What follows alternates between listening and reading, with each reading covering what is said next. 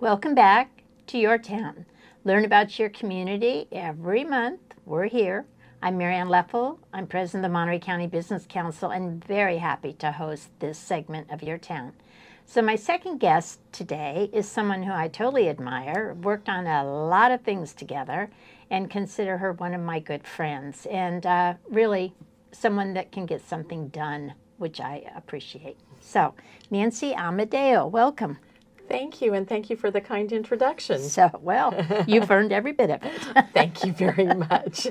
I appreciate people who stand by their beliefs and speak up and don't just go off in a corner and talk about it and don't affect change. So, well, as an elected person, that's my job.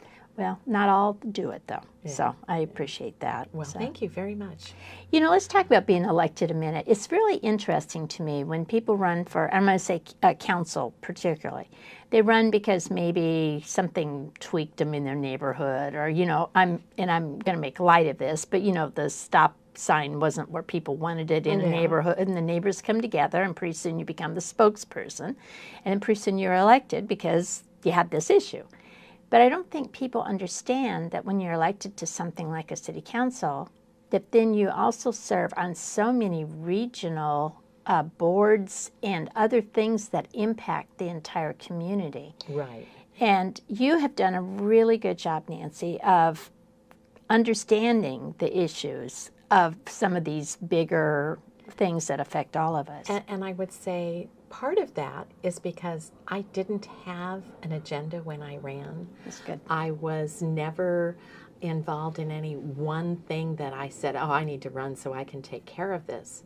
What I'd done was form relationships with members of the community who encouraged me, who said, gee, you know, maybe you should consider being on the planning commission because you really seem to care about the community. So I started attending both city council meetings and planning commission meetings. And I did that for over a year. And then they said, you know, now's probably the time. You should probably actually apply for planning commission. So I did. And when I say they, it was people from all different parts of the community. So I applied, and lo and behold, they appointed me, and what a learning opportunity that was. Attended league conferences and learn what it really means, not just to be a planning commissioner, but to impact your community in a positive way. So that was my start, instead of being the start that I think you're correct is more typical of council members, is they have an issue. I didn't have an issue. I had a community that I loved, that I wanted to see be successful in a region that was successful and would also benefit from Marina joining that success. No, it's remarkable. How big is the population now, Marina? Is it about 30,000? No, not even close. It's 21,000. 21, okay. We're still very small. But with the additional housing that's going in along Imgen and we'll along probably Second, reach, when the housing is completed, we will probably be very close to 30,000. And then we will still have the old Cypress Knolls idea of development. That piece of property that continues to divide Marina in half, we will have the opportunity to focus in on that. Right now we have so many projects going on that had to be put aside. It frustrates people because it is blight, but you have limited staff, and there's only so much that they can do, no matter what the council would like. Yeah, well, you have to prioritize. Everything takes time and money. Absolutely. Those two things. Yes. In fact, former Councilman Ken Gray made that very comment from the dais because people were frustrated, and because we were supporting things, or the council was supporting things that the public said, why are you doing this? This is not valuable. We want open space and trails and etc. And he said, but wait a minute, everything costs money. You have to remember the things that you want cost money. And so you need to have that economic growth in order to achieve your other goals. And I thought it was very well put. It doesn't happen in a vacuum. You know, and there has to be that balance all the time. Yeah, I think, it's similar to the conversations right now about workforce housing.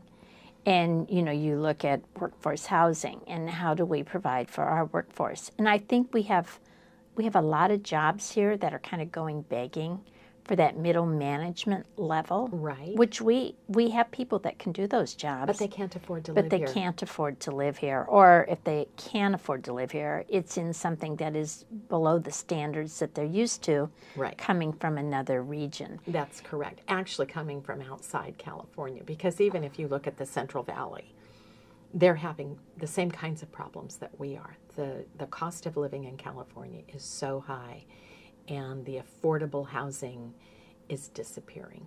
And that's really unfortunate. And it's disappearing for a lot of reasons. Just the way our market climbs has something to do with that. But it climbs beyond the accessibility of the average person.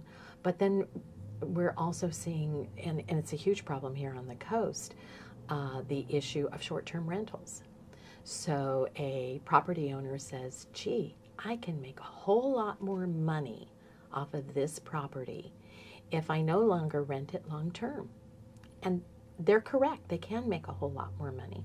So cities are now grappling with, how do we manage? Do we just say no or an ordinance against it? Or do we say, well, wait a minute, that's really infringing on the rights of the property owner? Do we allow it without ordinance? Or do we look at a percentage of our housing stock that could be for short term? And that's certainly one of the things that the City of Marina is looking at now. I've been requesting it for about a year, and our Planning Commission is now working on it because it is such a serious issue. Marina's been the moderate and low-income housing for the region for a long time. And now we're building new market rate homes, and this is great. It provides that balance. We don't want to lose it to the upside because we're not managing the low-income and moderate-income housing. So it's a complicated issue. It really is. And I think people don't realize when you have, and I'm just going to say how many fees and hands are out Right. to fund agencies and other services. Right. And, that it's between $40,000 and $60,000 a door, which Right. is how it's thought of in this world. Yeah. Before you ever even get anything in the ground and start to build. And Right. so, and that's if you're building in Monterey or in, I'm going to say, Central Marina. Some people refer to it as old. I don't like that term. It makes it sound tired and worn out, and we want to vitalize it. But it does work in that dollar sense. But half of Marina is on Fort Ord, so double that. Before you ever begin vertical construction, you've probably invested $80,000 to $100,000 per door. So when you do that, obviously the end user is going to pay for it. The developer doesn't do it out of the bottom of their hearts that they just put $100,000 out to house somebody. Yeah. So, and then that rolls into the whole rest of the area. So really FORA is, the portion of FORA that's got housing is actually helping to drive up the costs. That's correct. All over our region. That is correct. Because every time a house goes up in one place, it goes up in another. And that's true whether it's to purchase or it's to rent. We have seen rental prices in our area skyrocket. And when I say in our area, I'm not talking just Marina. We just did our budget for Abrams Park, which is one of our large former military housing areas. And in order to come up with appropriate rent increases, you look at surrounding communities. And it was terrifying. It was absolutely terrifying to see what we are now expecting market rate housing to go for. And now I look at the Section 8 or the low, very low, and you're still talking $700, $800 a month for a 2-bedroom apartment for someone who that's 50% of their income. Who's maybe making $15 an hour. An hour. Yeah. That's right. Yeah. That's exactly right. So it really is frightening to watch it escalate. And if it escalates in one area, you are correct. It will follow suit in another. And trying to find a way to control that is really difficult. It's really, really difficult. And we have to have solutions or we're going to have more Lapis Road. Yeah, that in itself is a huge issue. It's a gigantic issue. Last Sunday, Hal and I went to San Jose to see one of our granddaughters in a play, and we left around 10 or so in the morning, and I counted 52 vehicles that just I could see. Right. There were others that kind of, About there are 30 some more. gullies that they disappeared down The into. last count it varies between 85 and 100 vehicles parked there on any given day. And some of it is just, that road is actually listed on a website as free camping. Oh, interesting. So some of those are just people who are passing through. And they say, wow. Yeah, oh look, place I can park overnight. No, you can't, but it's not been enforced. And why has it not been enforced? Because there's no place for those people to go. There's no housing they can afford. Is there a criminal element out there? Yes. But there's also a lot of people who are just down on their luck. And what do? It's a very, and our supervisor, Jane Parker, is working hard. She and I have communicated frequently on this issue, but until cities are willing to recognize that they have an obligation to all of their citizens, whether they live in houses or they live in cars, there's an obligation to care for them. They are our citizens. And one of those obligations is to provide adequate housing. And right now, none of us are doing that.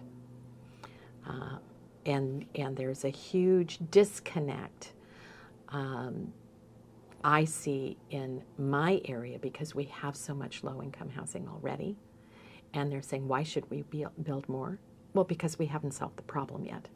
You also, I think when I look at Marina, you've got a lot of places where people can park or camp or just kind Except of, we don't allow it in our city. No, but you have a lot of places that aren't just out in the public where everybody sees Right, it. And right. so it's not as apparent to the overall population. And we do have several homeless encampments in Marina. Yeah. We used to have one right in the center of town and nobody knew it.